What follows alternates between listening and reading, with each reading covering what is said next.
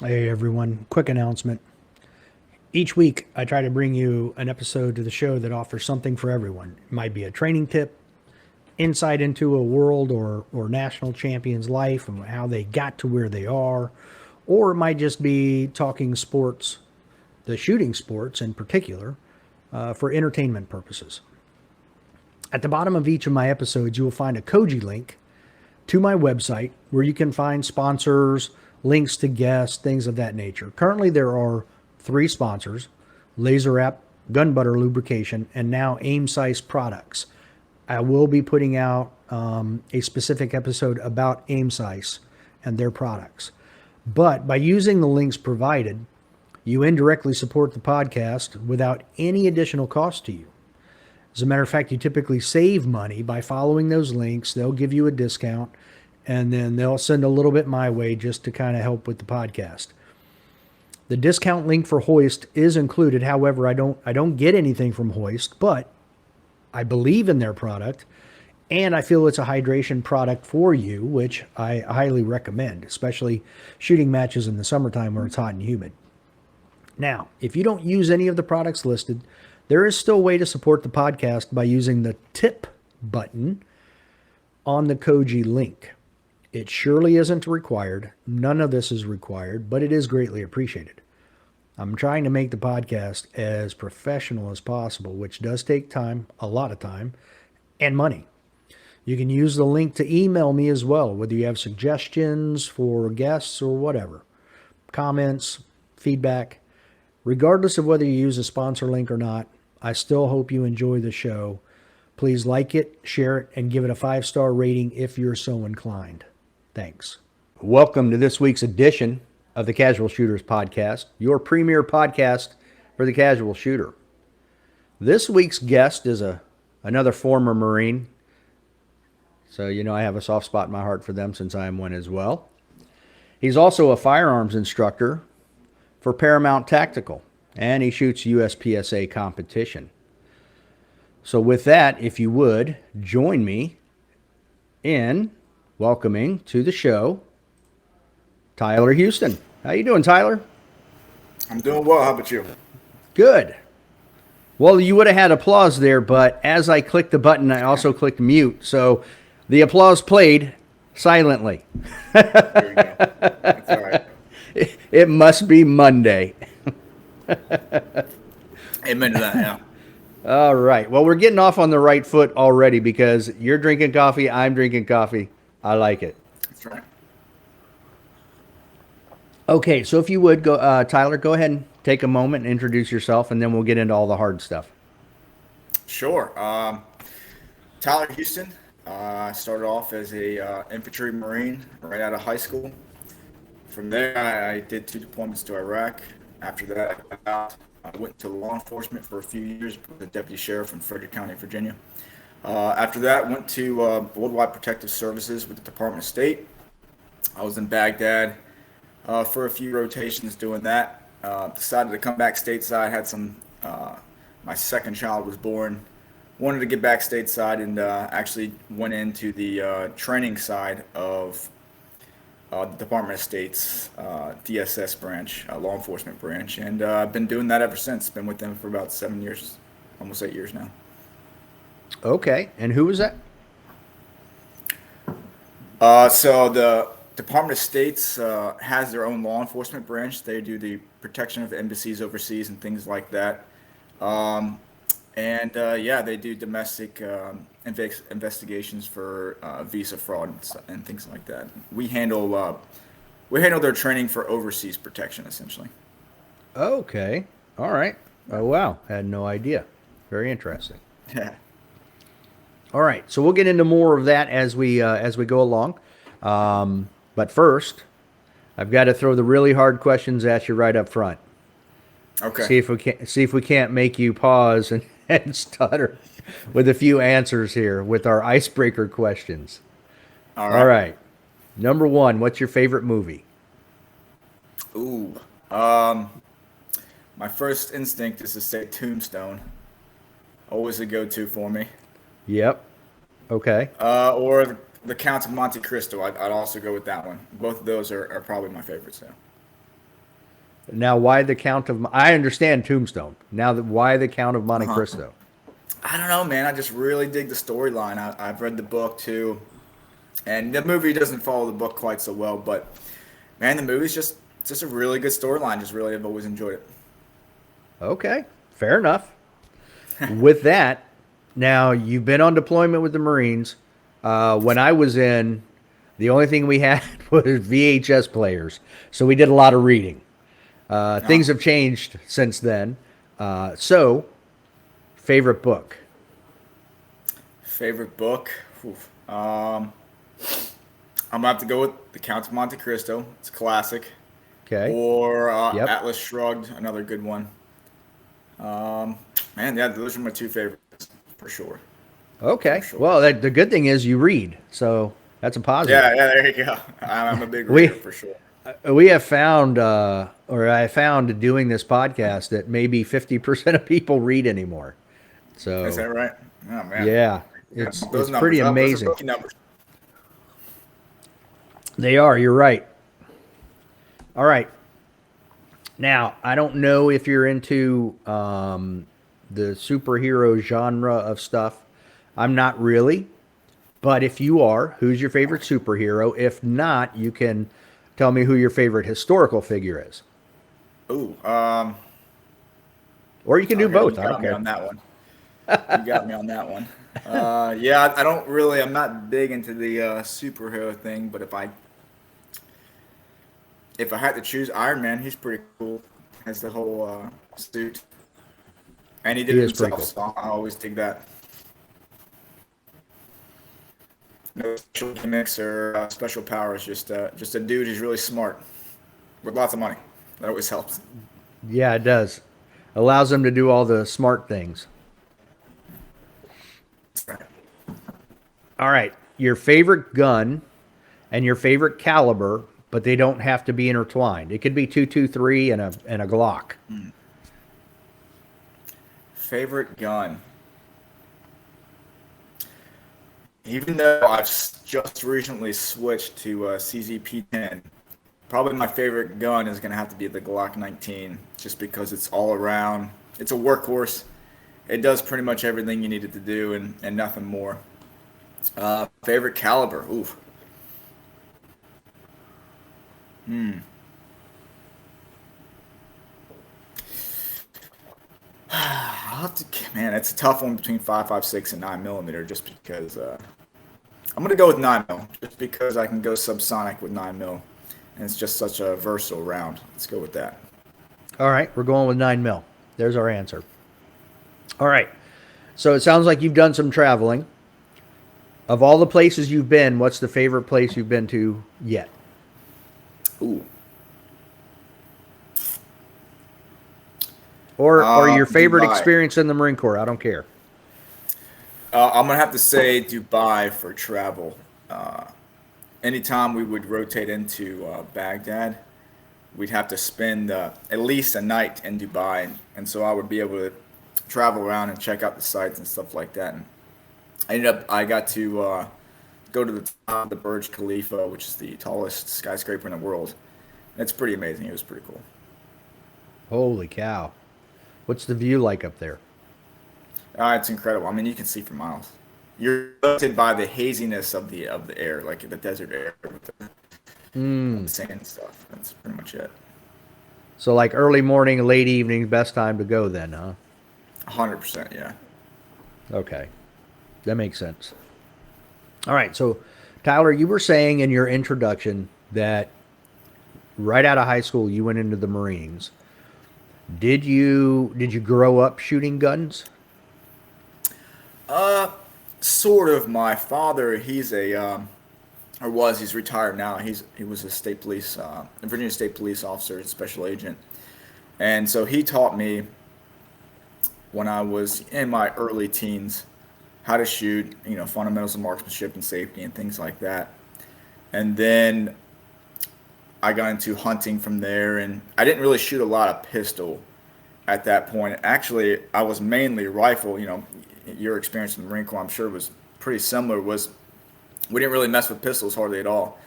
It was all your M16. I started off with an M16A2, and then we went to and got M16A4s, and eventually we got M4A1 carbines. But it was all rifle, and I was a saw gunner there for a little bit, but yeah, it was mainly all rifles. And then wasn't until I got to the police department or the sheriff's office that I realized my pistol skills were very lacking. I was being outshot. Now I thought, coming from the Marine Corps, that I was going to be a shoe-in, and I was going to be able to, kind of like in my first experience in USPSA, I was going to be able to knock it out. I was going to be really good. And it was very humbling to see some better marksmen than me, and I started training pistol quite a bit. And from there, I went overseas and did the Worldwide Protective Services thing, and with the Department of State. And it wasn't until I got back that I started doing USPSA. And it wasn't then until I realized, wow, I thought I was practicing pistol enough, and it really wasn't the case at all. I was still woefully unprepared for the competition world, and for my skills were definitely still lacking, and I thought they were much better than they were. It was a very humbling experience. Yeah, I had the same feeling. I still do every time I go out and shoot. That's right. That's right. Yeah, I still get off every time. Yeah, it's amazing. Now, did you? I'm jumping a little bit of ahead, but when you were in the Marines, did you qualify at all with a pistol? No, no. Okay. All right, so let's go back then. So your dad taught you how to, the fundamentals, kind of introduced you to shooting. What made you decide in high school, I'm going to join the Marines? I kind of always knew or thought I was going to go in the military, and I didn't have a specific branch set at that point. But you always see the commercials of the Marine Corps, and it was actually reading the book Marine Sniper about Carlos Hathcock that I was like, you know what, I'm going to be a Marine. That's what I'm going to do. And reading, about the Marines in Vietnam, that's what made me want to join the Marine Corps. Okay. And did you go in specifically to be in the infantry? Because you said you were an infantry Marine. Yeah. I actually signed up. My first request was infantry. Looking back now, it might have not been the best decision, but I don't regret it at all. Okay. Now, so when you went, what was your initial MOS? 0311. Yep. 0300, Okay. 03XX, and then I went to 0311 from there. Okay. So you were legitimately an infantry Marine. Yeah. Okay. That's what Didn't I want to was be anything initially as else. well. So I went into Awesome. I went in guaranteed infantry so I could I could take the recon indoc, and that's the way I went. Nice. So There we go. I'm right there with you. Yeah, I had initially wanted to be a machine gunner, and I still wish, I don't know, I'm okay with 0311. I still got to, mess with 240s. We carried 240s and saws and all, I still got to get all the machine gun time. But I wanted to be a machine gunner just because I thought the Mark 19 and the 50 cal, the 40 millimeter grenade launcher and the 50 cal were awesome. But 0311, and then yeah. I'll be honest, I'm waiting for the first Marine when I ask them what their favorite gun is for them to say Mark 19. Nobody has said it yet, but I'm waiting. That's a pretty true. That's awesome true. That's a good weapon. gun. Yeah. It is. Tum, tum, tum, tum, No, tum, tum, tum. in the desert, it would like jam every 10 rounds. That would be such a pain. Well, that's why nobody said it yet. That's right. That's right. All they can remember, they're having flashbacks to clearing jams. That's right. All right, so so you're on the East Coast, and you probably went to Parris Island, That's right. Yeah. and then Lejeune for infantry Yep. training from there. Where did you go from Lejeune? People usually get a kick out of this. So from Lejeune, I went immediately to MCBH Hawaii. I was at Kaneohe Bay with 3rd Marines. Wow. I went direct Yeah, to that's good. Okinawa. So Oh boy. Ugh. How'd you like Okinawa? I loved it. I extended it a year. So I spent my first 2 years in the Marine Corps in Okinawa. How did you Yeah, like it's Hawaii? usually oh, I loved it. It was fantastic. It's usually, I think, usually what I hear from Okinawa is it's you either loved it or you hated it. It's one or the other. There's no in between.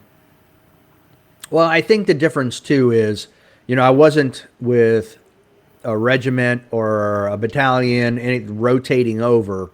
I was there for a year on orders, and then I extended for another year with Third Recon. So Oh, I awesome. was there. I did a lot of stuff on the island, and then we would deploy to different places from there. So it wasn't bad. It was good. Yeah, very awesome. All right. Yeah, So how Hawaii was long? great. There's some. I'm sorry. Go ahead. No, no. I was going to ask you, how long were you in Hawaii? Let's talk Hawaii. That was my whole enlistment. I only did 4 years active duty. Um, yeah, I mean, it had everything, anything you could possibly want. I mean, it's Hawaii. It's gorgeous. I took it full advantage of all the opportunities. I think that's the biggest thing is people can get kind of island fever. You can drive around the whole thing in like 2 hours, and it can get a little claustrophobic. You know what I mean? Like there's just not. Uh, If you don't find things to do, you're gonna get bored, right? So we were always trying to find something to do. We would go open ocean kayaking. I went shark cage diving, skydiving. I didn't get scuba. My scuba license is my only real regret there. Is not doing that. But everything else, man, we did it. same thing. So your experience in Hawaii is almost the exact same as mine in Okinawa. So Awesome. we didn't have all of this stuff that you could do in Hawaii, but the only thing that I regret was not getting my PADI diving license when I There was you go. there. Yes. So I should have done that. All Yeah, right. So you went to Iraq then from Hawaii. that's right. All right. So you Yeah, you had a definitely a little bit of couple a of change in environments. yeah, just a little bit. Holy cow. All right, so you did two deployments there and then you decided to get out. That's right. And what was the cause of getting out? So it's kind of petty looking back now, but being young and dumb at the time, I was attempting to re-enlist while on my second deployment, and I was going to re-enlist to do the MSGs, the Marine Security Guards for embassies overseas. And as I was trying to work through the process to get their interviews and stuff like that for the MSG B billet, at the time it was B billet, now it's its own MOS.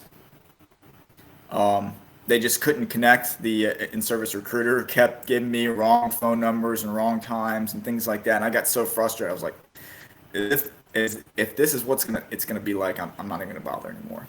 And like looking back at making that decision changed my life, but I'm doing pretty good now. So I guess like too much. Things happen for a reason, right? That's right. All right, now when you got out, did you have anything lined up or did you just come back to Virginia and then say, okay, let's figure this out? Yeah, I did not actually. And I feel like that's one thing that the military could do better is kind of helping service members transition. We went through a 1 week, it's a 5 day course of called TAPS, and it was a transition from military to civilian life. And essentially, for me, from my experience, it was here's how to set up VA benefits, and that was really it. Doesn't really prepare you for the drastic change in culture, the drastic change between civilian work life and between military work life, and kind of how to repurpose and restage your life. And I think that's what a lot of veterans struggle with is finding that new mission in your life, that new purpose. I know I drifted for a little while. Like I went to community college for a few years and just was trying to figure out what I wanted to do. I started applying for different law enforcement agencies around the region, and eventually was hired by Frederick County Sheriff's Office. Yeah, Okay. Now, Frederick County, is that up northwest? that's right. If you're All familiar with right. Winchester, Virginia. Yep. All right, that's what I thought. Just want to make sure. Now, all right. So, but you said you left there. Now, what made you leave the sheriff's department? Um, Kind of ended on bad blood. There was some some differences, and I had some issues with my supervisor. I'll just leave it at that. And I just needed to Okay. get out of that agency. Okay. And then I believe you said, no, I don't remember. Where did you go from there? So from where I got on with the Worldwide Protective Services is what it's called. It's the Department of State contract for doing protection overseas, essentially for diplomats, ambassadors, and things like that. Now, did you know somebody that helped you get or to find out about it and get on, or was it just by Yeah. happenstance? Yeah, a lot of my buddies actually went and did that. A lot of my buddies from the Marine Corps went and did that after they got out. And so I had lots of contacts that were already doing it. And they were like, hey, here's a recruiter, here's the person to reach out to. Come on over. Actually, when I got there, I was with three or four dudes that were in my company from the Marine Corps. Wow, it's like a reunion. Yeah, yeah, exactly. Now, how many times did you go overseas, and how long did you do that? So the way the rotations work, it's they do it kind of as the standard is a 105 day you're in country and 30 days back or 35 days back stateside. So I did that, I don't know, four, five. I extended a couple times, so it's hard to say. The 5 or 6 maybe. I extended a few times and stayed in country longer. But it's probably about 2 years of that rotation. And how did you enjoy that? Oh, it's awesome. It's it's awesome for sure. You're on the Baghdad embassy compound is kind of its own. It's a very special circumstance. It's a massive, massive embassy compound, and it has everything. I mean, it's got a chow hall, it's got a pool, it's got kind of a rec center, big baseball field. It's awesome there. And if you're not working it, your time's your own. You can do what you want. And there was always, big gym to go to. They always had, something to do. Wow, sounds like a huge complex, actually. Yeah, it's definitely it's actually the biggest embassy in the world, the U.S. Good embassy. lord. Okay. Yeah. Wow. And then, so you, what did you do when you left there? So I didn't even know. So originally, the Department of State had their training complex up near Winchester at Summit Point, West Virginia, and I didn't even know it existed. Honestly, while I was doing this protection stuff, I came back stateside and did some training with Paramount Tactical Solutions, and the owner was an instructor at the same location and was like, "Hey man, you should apply here. It's a great place to work." So I applied there, had a bunch of recommendations from the actual agents that were I was working with overseas, so that helped me get my foot in the door. And it was only a few months later I was hired on. And so that's what you've been doing ever since, huh? And that's where I've been ever since. Yeah, it's actually a great place to work. We transferred down to Central Virginia. I'm actually south of Richmond, um, kind of. It's near Blackstone, Virginia. If you're familiar, it's kind of a really small town. Oh, wow. Okay. I thought maybe you were still up there. No, no, we moved, got transferred. Okay. So did they have offices around the country, or is it just primarily right here close to DC? Yeah, so we do strictly the training, and our training is our branch is called Atlas Advanced Tactics, Leaderships, and Skills course. And so before the DSS agents go overseas to a high threat post, which there's 33 of those, I think maybe 34 now, throughout the world, they have to come to our course. And so we teach, I mean, a myriad of topics. We go through land navigation, room entry, small unit tactics, communications. I mean, you name it. vehicle evacuations, you name it, we cover it. Anything that the agent might need before they go overseas and, protect an ambassador. All right, when you say land navigation, I mean, look, that is a broad term. Yeah, Okay, 100%. what is it? Do you guys teach it for the area they're going to?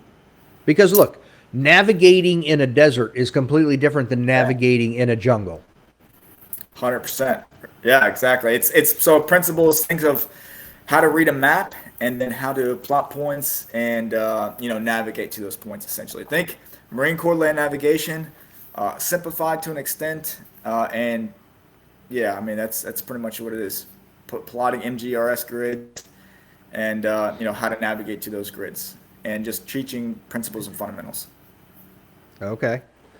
So that I assume then that if their technology fails, then they can revert back to some other means to find their That's way out right. of wherever they're at.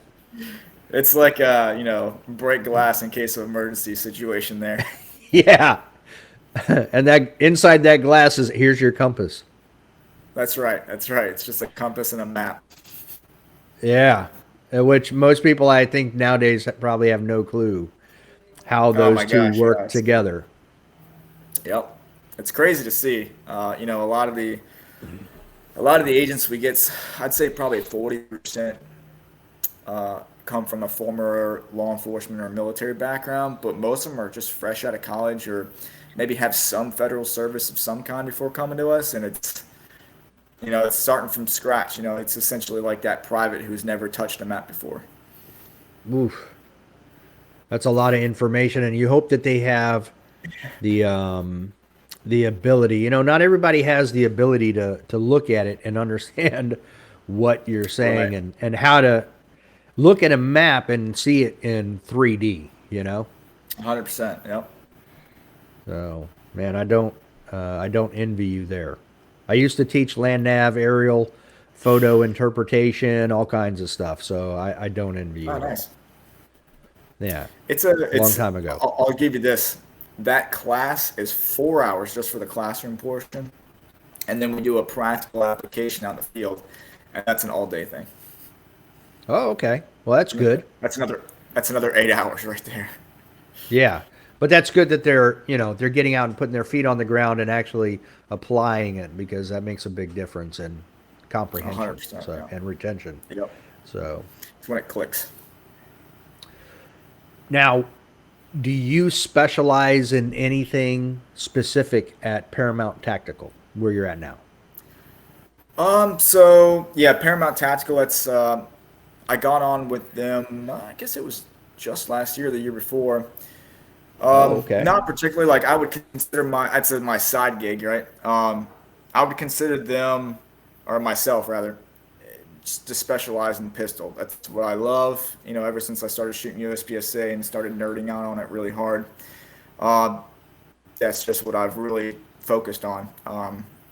Probably to the detriment of my rifle shooting, but I love shooting pistol. I love. I've read every single Ben Stoker book. I'm in the middle of Matthew Little Graybeard Actuals book right now. Anything on the topic, I'm reading it for sure. Okay. So Paramount Tactical is your side gig. That's right. Yeah. All right. We'll come back to that then. Now, at what point did you find competition pistol shooting? How did that occur? So like I said earlier, I came back stateside and was like, I told my wife, I need some outlet right now. I was not operational anymore. I wasn't running missions, out in town. I wasn't overseas anymore. If I'm going to be doing stateside training and doing that, like I need some outlet to do something exciting, to better my skills and keep myself sharp. And so she rolled her eyes and was like, okay. And next thing you know, I'm taking my Glock 19 there's actually a small club in the Winchester area called North Mountain. I think it was, yeah, North Mountain Shooting or something like that. And it doesn't exist anymore. But I shot my first USPSA match there and my first Steel Challenge match there. And I didn't know, I didn't know anything, but very quickly got humbled, obviously, and yeah, just dived into it really hard from there. All right. So at the end of that match, that first USPSA match, what was going through your head? I thought I was way better than I actually was. Like it was, like I said earlier, it was a humbling experience. Like, wow, I kind of suck at this. I need to find out how to get better. Okay, fair enough. That's what I mean, same thing. First one, I was like, that was horrible. And look, I had qualified 5 times as expert with the pistol in the Marines before I ever got out. So I was like, bah, I can do this. Yeah, Yeah. no, it's completely different. Oh gosh. Yeah, exactly, man. It's like on the qualifications we had to do for whips and everything. It was I always got maybe missed one shot on the qualification, and it's what I keep hearing now is, and I love the saying is, hey, qualifications, that ain't training, man. That's the bare minimum. That's the bare legal minimum, right? It's not an actual Yeah. test of your skills. Yep. And that's a good way to put it. So yeah. Now, so you walk out of that humbled. You're like, oh, okay, I got to fix this. Who knows what your conversation was with your wife after that one? That's right. But now, at what point did you seriously then start getting into training because of that? So yeah, after that, I found there's actually a buddy of mine, Shannon Campbell, who I used to work with. He pointed me in the right direction and started working with me about things I need to work on, gear I needed. I was running like essentially a battle belt, the same running that I had in whips, and he kind of helped me with my kit, helped me pointed me in the right direction of books and things like that. I dived in, started reading all the Ben Stoker books, and we just started shooting matches together. And he taught me a lot. I mean, he worked with me quite a bit there. Now, how long have you been shooting USPSA? That was in 2017, so 6 years. Yeah, 6 years. COVID kind of hit me hard. I didn't shoot probably the last 2 years that much at all. So I'm just now this year. I'm getting back into it heavy, and yeah. So hopefully master classes in my future here soon. Okay. Now, how has your USPSA experience, how has that helped your day job and your side gig? That is a good question. I mean, really, just I don't think you can really, unless you're pushing your abilities and pushing what you're capable of to. I don't think you can fairly teach other people how to operate and push themselves. I think if I explain that correctly. So I don't think it's possible for an instructor to have full understanding unless they're pushing the training for themselves. You know what I mean? Yep. Yeah, absolutely. I mean, it'd be easy with your background to teach tactics and all that other stuff. But yeah, until you have a greater understanding of how you push yourself to get better, then you can't really teach someone else how to push themselves and get better. That's right. And you gotta have. I think it takes a lot of time, the grind, of just reps, to really fully appreciate what it takes to just to understand these concepts of different aiming schemes and vision and transitions and all the little things that go into your grip and stance and all the little things that go into making you a better shooter. Yeah, absolutely. There's a lot of nuance to it. For sure. I always thought of pistol shooting as, oh, pull it out of the holster, point it, aim down the little sighty things and hit what you're aiming at. But there's a lot more to it than that. It's a lot more than that. That's right. Yeah. I'm like, oh, it's only, 10 yards. It's just right there. Not hard to hit. See? Yeah. Super easy. Yeah, I'll exactly. smoke this, no problem. Yeah, until you're under a clock and you're running around and yeah, and you're competing, then it's all. But I like how all of that though translates into defensive pistol uses and stuff like that. So, 100%. And this is what I tell, my students all the time. I try to get it to driven in their heads is the reason why we practice so much of these skills is that the shooting needs to be subconscious. The shooting itself should not take up hardly any cognitive bandwidth because we need to focus on, the next steps, the tactics, essentially, about what actions I need to take to prevent myself or my teammates from dying. I shouldn't have to be focusing on my front sight, or I shouldn't have to be focusing on how I'm going to reload this magazine and things like that. I should be able to just, that stuff should just happen because I've trained it so much. Um, and a lot of times, just people who don't have that background, that drive, don't understand that. all right, now it seems like you've been reading a lot, but what do you do, dry fire, live fire, that type of thing, to improve your skills? Like I said, just now getting back into it. Back into it heavier on the USPSA side. I typically, I'd like to say I dry fire every day, but usually it ends up being like 5 times a week. Just I have 3 kids, and with the rigmarole and run around of life, it usually ends up being like 5 days a week or something like that.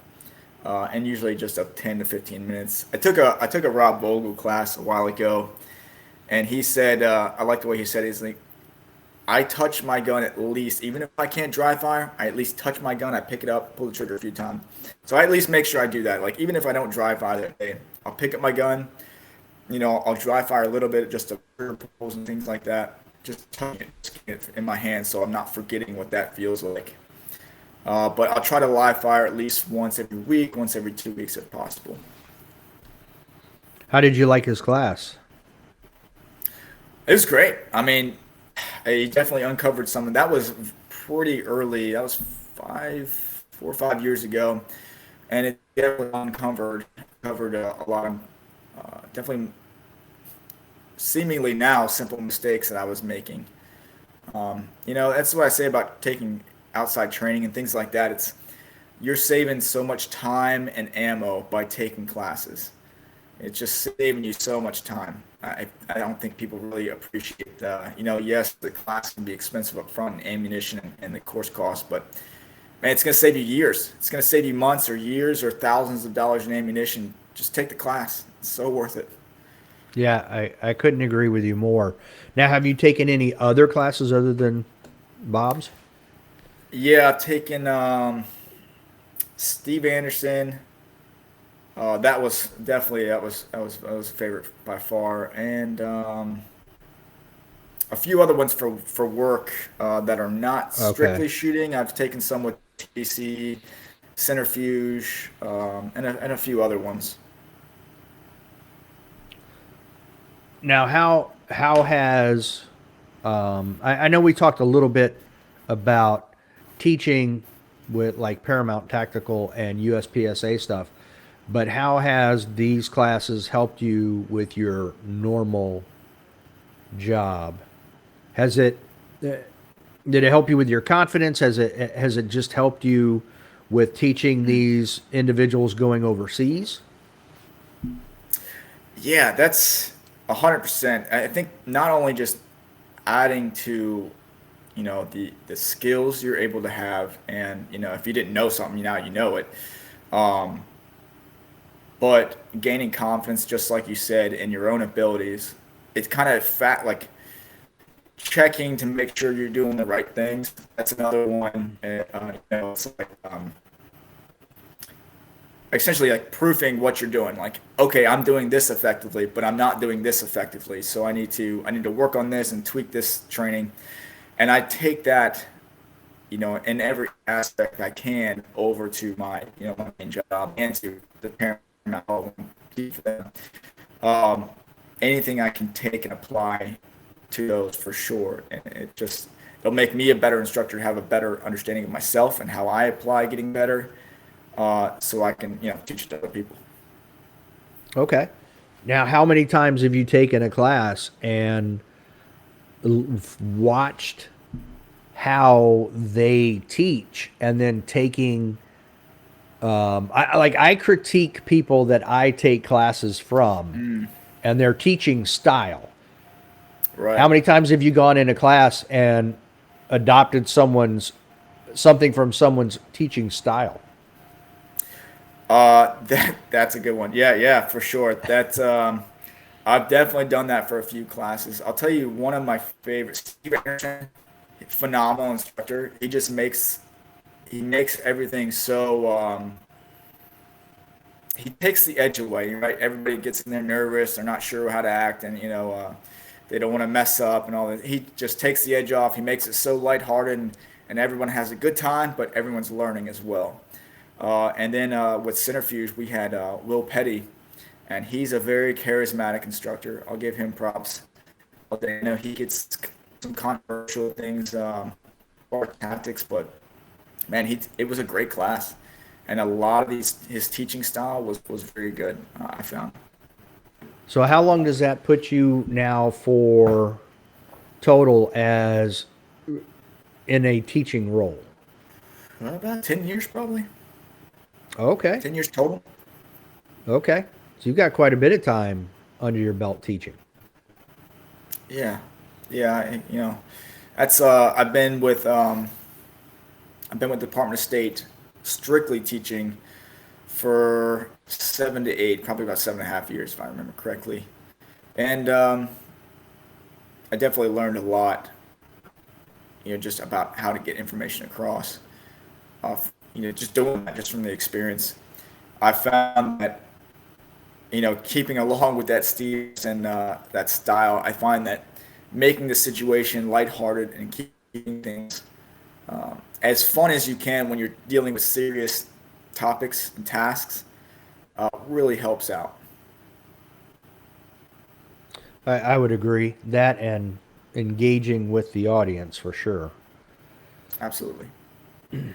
Now, what what is your goal? Do you just use competition to help you with your day job, or is competition something you see getting into more and more? At first, it was helping me with my day job for sure. That's how I treated it. And then I started really nerding out. It was probably 2018, 2019 when I was shooting limited that I really got heavy into it. I was shooting probably 14, 16 matches a year, three or four not area, but sectional, level 2 and level 3 matches. And then COVID hit and the move happened down to Central Virginia, which disrupted things for a little while, just dealing with the rigmaroles of moving and transitioning to a new workplace. Yeah. So I'd say at that point, I kind of transitioned to competition being important in and of itself, and me treating that as not the main effort, but I definitely took it more seriously and wanted to do well just to do well, not to just help out with my day job. Okay. Do you have an ultimate goal with USPSA or competition shooting in general?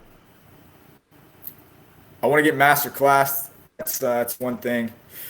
Get classified in master and carry optics, and if possible, if I can switch back over to limited, master and limited. And then just if I can just continuously improve, that's really all I care about. Is as long as I'm improving, seeing consistent improvements, that's a win. Okay. Now you just recently shot what, the Delmarva? Yeah. Okay. Yes, I And it did. looks like you shot in the mud. Yeah, it was a little the adverse conditions, I'll say. Yeah. Now what did you think of the match? The stages were awesome. The setup was good. It definitely ran really well. I've seen some other level 2 matches that just weren't run as effectively, but this one went very smoothly. I think doing the zone style of match setup definitely makes things a lot easier for the shooter, for sure. Can't control the weather. I mean, that's going to be, just a Nope. wild card. Correct. And I mean, you shouldn't be That shouldn't be too foreign for you. Yeah, it's been a while though. You kind of forget how bad things suck.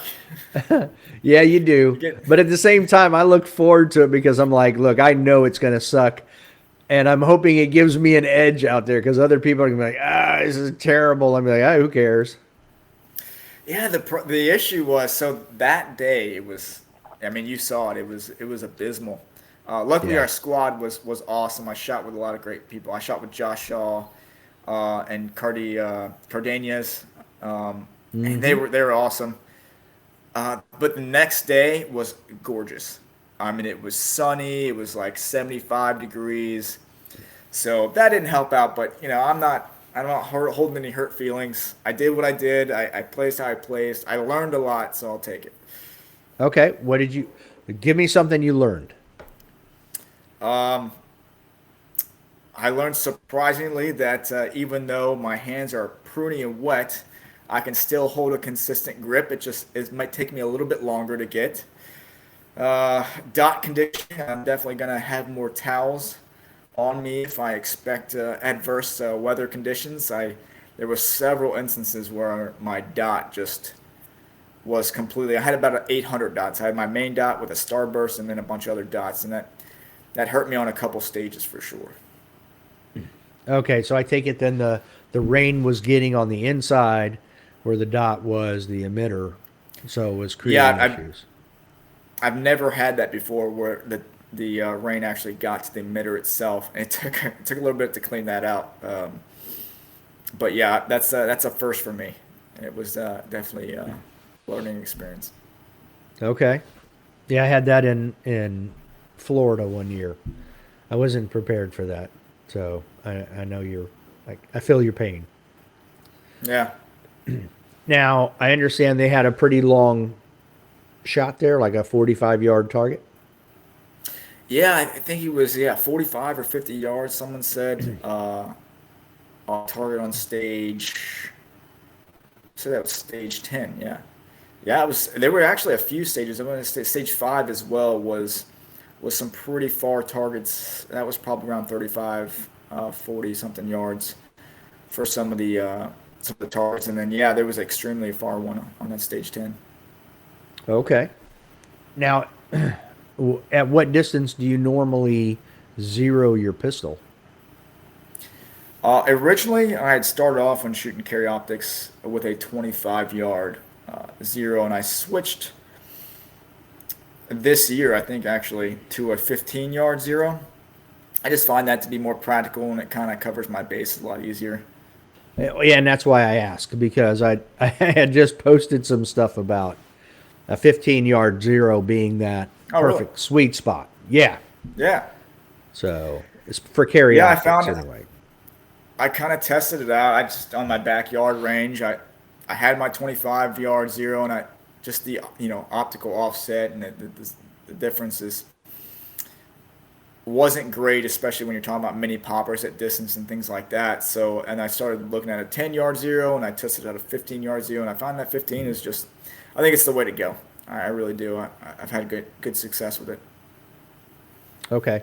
So you're not having to hold anywhere on a target. You're just holding center of wherever you're aiming and let it rip, right? Yeah, that 50-yard, I did hold like high one third on the chest. Um, so think of the upper one third of the A zone essentially, but that's not a hard hold. That's pretty simple. It wasn't anything Right. outrageous, and I got two alphas on that one. Okay. Now, were there any stages that that you was your favorite? That one was definitely in my top three. Stage nine, if I'm remembering the stages correctly. Stage nine was another good one. Anything that changes up, my favorite stages are definitely ones where there's a lot of variability in the ability to, you can kind of choose your own adventure. Choose how whatever your shooting style is, you can kind of cater to that. I like the ability for different shooters to have different stage plans depending on how you shoot. I think it makes it a lot more interesting. Okay, and I assume there was a lot of variety that allowed that. Yeah, there was definitely a lot of different ways to shoot stages. That I would say the first few, like the stages 1 through 5, they were pretty standard. Like there wasn't a lot of uh, different ways where it made sense to shoot. But the 6 through 10, there was definitely some variability there. Okay. Now, with you being just south of Richmond, where Delmarva was held is pretty local to you. But where else do you Yeah, it was shoot? a short drive. Yeah. I used to shoot Fredericksburg quite a bit. I haven't shot that so much recently. GRB, the Cavalier, the Richmond one where Demar was at. That's typically where I'll go. I'll actually be going there this weekend. Um, True North and North Carolina, Sir Walter. That's pretty much it. I'll hit Sir Walter, True North, and Richmond. With, I guess, Sir Walter being the farthest away for you. Yeah. Now, do you have any plans to shoot any other majors this year? I was actually just talking to my wife about that. I'll shoot Area 8 for sure. I have to find it, but I'd like to shoot the Virginia State, obviously, but I just have to figure out when it is and sign up. I haven't even looked into it yet. Yeah, I know it's the first weekend there of October, so it's always the very beginning of October. Yeah, So that's not too far from you, no, not too far at all. Fredericksburg. So what does if you're preparing now, did you do much preparation for Delmarva? Yeah, I actually shot every day that week before, just spinning myself back up because it had been, the weather was still wet and cold up until that point pretty well. As Delmarva showed us, it wasn't all the way over. Um, but yeah, I shot every day that week, just in preparation, just getting my accuracy back down, just making sure. Since I like I said earlier, I switched to the CZ P10 just recently, just this year, and I've only shot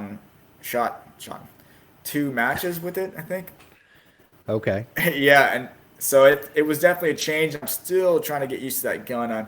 I'm still working on briquette reloads and things like that. The change of the grip angle is definitely throwing me off a little bit. I was shooting a Glock before. Yeah, there's definitely a grip angle change there. I'm not a big fan of the Glock grip angle, but that's just me. Yeah, I'm finding that the CZ is a lot better for that. Okay. But after years of shooting a Glock, now you've got to adjust back. So, That's right. It's a struggle. And our work guns are Glocks too, so it's going back and forth. okay. It's having its problems. Yeah. All right. So you do Burkett reloads. Okay. What other drills did you actually do prior to Delmarva?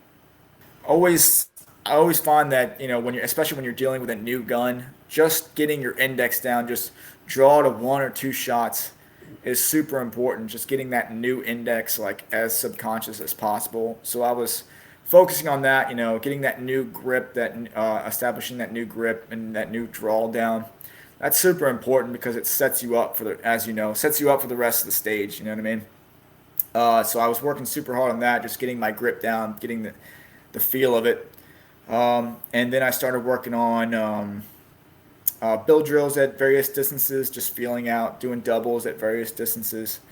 And that was really it. I mean, really working, just getting used to the gun as much as possible before Delmarva. Now, is there much weight difference between the Glock 19 and your P10? So I was shooting a Glock 34. Oh, But okay. yeah, it's actually the P10 is actually heavier by a few ounces, and I have a Surefire X300 on there. Yeah, it's definitely, I wouldn't say extremely noticeable, but you can definitely feel a difference between the two. Do you like the added weight? I do. I love it. Like I said, I came from limited. I was shooting a 2011 in limited from Lone Star, Okay. and so I like the weight. Yeah, it's I like the It's stability that it provides. well, it's interesting. I just got the Canic Rival S here a couple months ago, and in dry fire with transitions, I didn't know initially. I was like, I wonder what transitions are going to be like with a gun that's like 40% heavier. And Right. I was actually very surprised that it stops on target better than the poly gun does. I was very shocked. Yeah, a lot of people. I think it's easy to over muscle transitions. You know what I mean? And then especially with a heavier gun, you end up doing it too much to where it's a detriment. You end up overshooting the target. But yeah, I found that it's just if you just let it do its thing, let your vision kind of drive the gun itself, then it helps out for sure. Yeah, I was doing some wide transition work because I was like, that's what I wanted to see was like, is this thing going to stop? Is it going to bounce? What's it going to do? And I was Right. shocked when I drove my eyes over, and when the gun came, it literally just stopped right in the middle of the target. I'm like, that's weird. I didn't expect that to happen. That's So perfect. I definitely like the added weight. When I first took the gun out of the box, I was like, "Ooh, this thing's significantly heavier." And when Hmm. side by side playing with them, I was like, "Ugh."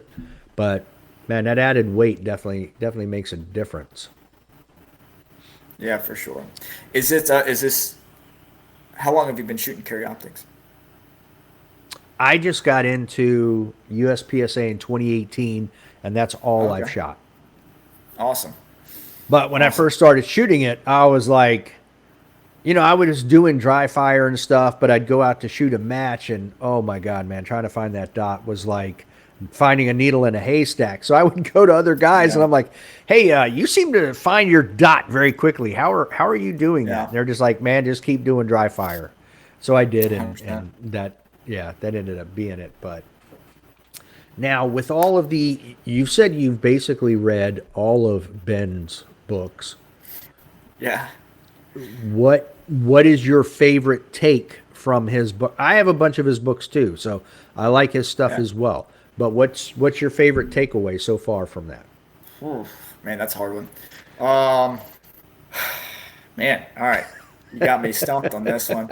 I would say, the vision focus and what your sights or dot should look like, depending on the difficulty of the target. That's the biggest thing that's I can Mm, take, and the hardest thing to actually apply when you're shooting under pressure. You know what I mean? yeah, Um, it's it definitely, but that was an aha moment. Like, oh yeah, like I don't have to aim the same. I know it seems so simple now, but I need to treat these things differently, and I don't need to, have this perfect sight alignment, perfect sight picture, super steady dot on this target. I don't need to have that. I can have that streak of red and be okay. Like I know if I have a consistent grip and good trigger press, I'm gonna be all right. I'm gonna get an alpha from that. That was probably the biggest thing.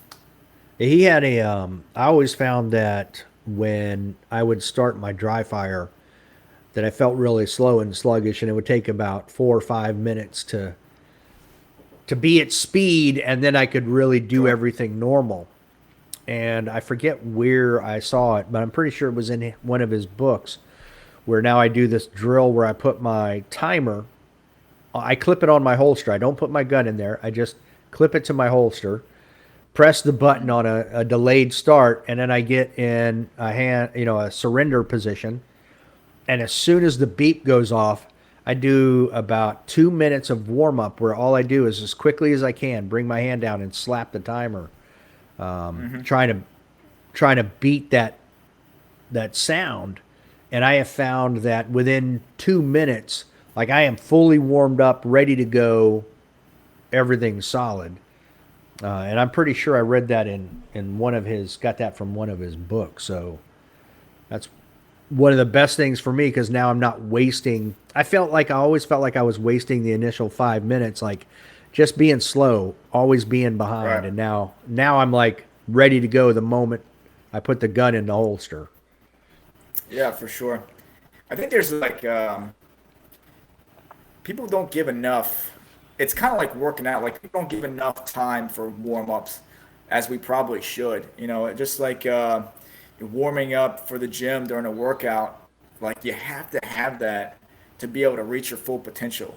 If you're going into it fully cold, and I'm guilty of this myself.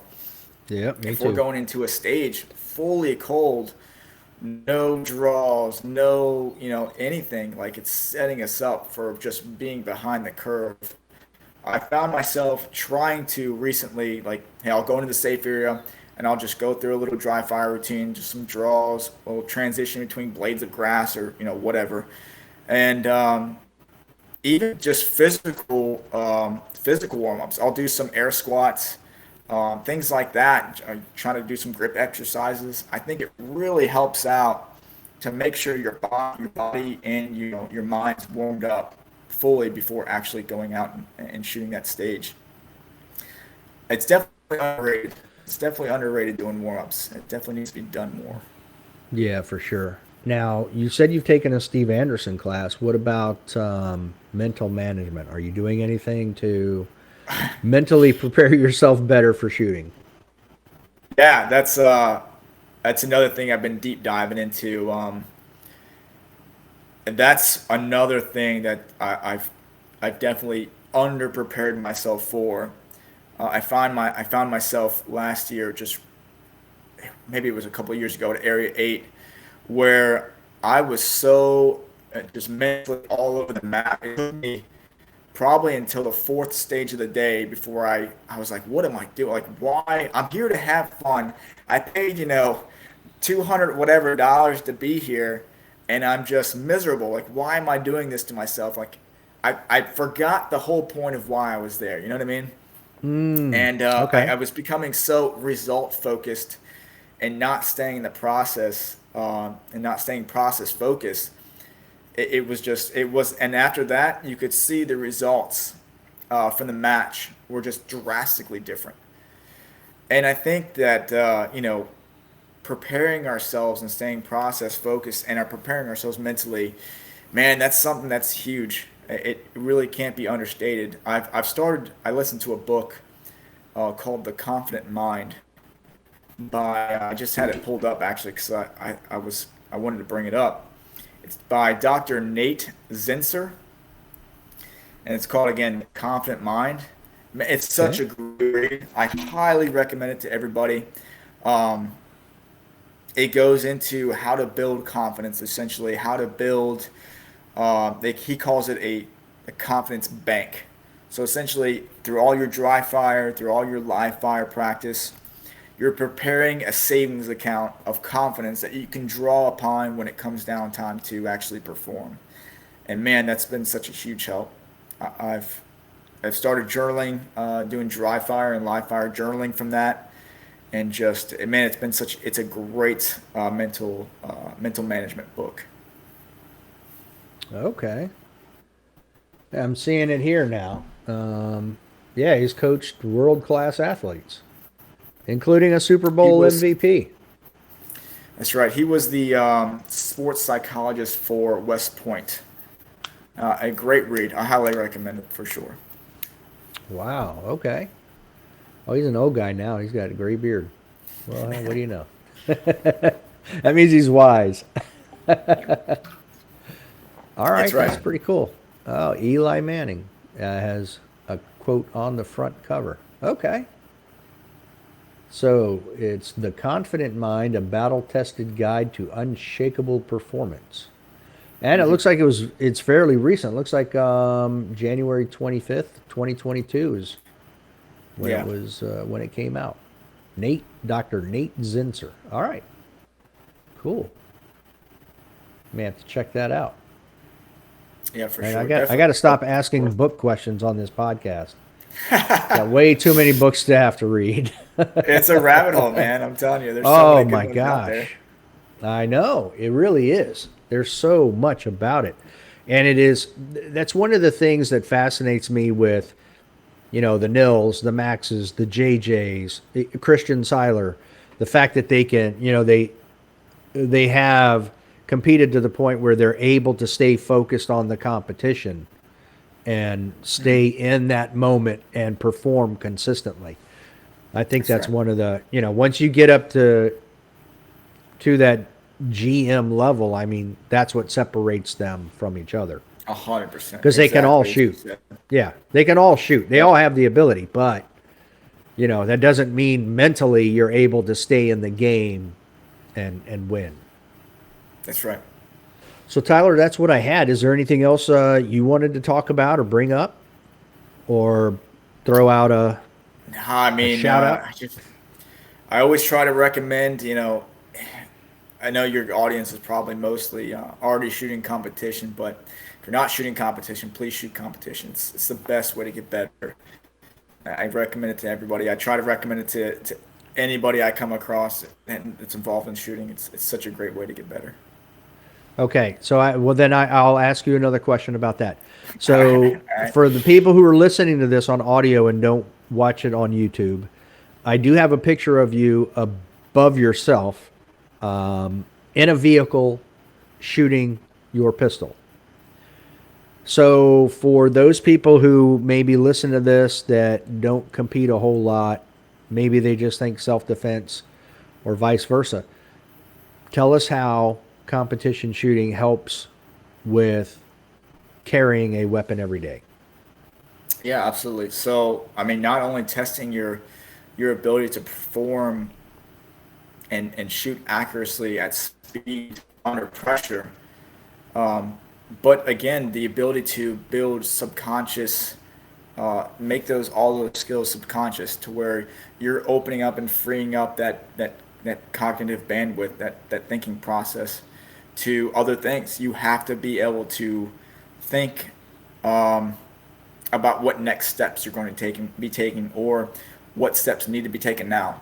And if you're having to think about your shooting, you're not able to think about that stuff. You're not able to think about, if you're about to, protect your home from an intruder and you're, hearing noises and things like that, and you're having to think about how do I activate my light and how do I load my gun, when it's dark in the middle of the night, and that stuff isn't subconscious. You're putting yourself at a disadvantage, and you do not want to put yourself at a disadvantage when your life is on the line. So you got to make that stuff subconscious. Well, Tyler, I appreciate you coming on. It's been a good conversation. We'll have to do this again Absolutely. sometime. Yeah, man, absolutely. I appreciate you having me on. Ah, my pleasure. Until next time. Don't be a little bitch. Yeah.